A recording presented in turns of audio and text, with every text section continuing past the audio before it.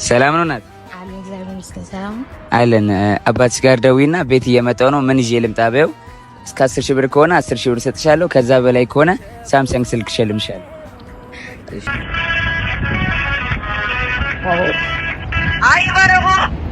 ሄሎ አባ ሰላም ነው? እንዴት ነህ?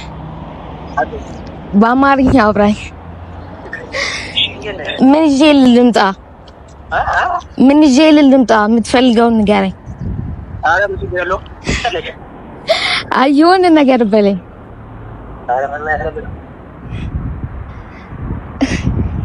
የሆነ አይ የሆነ እንትን ነበርኛ።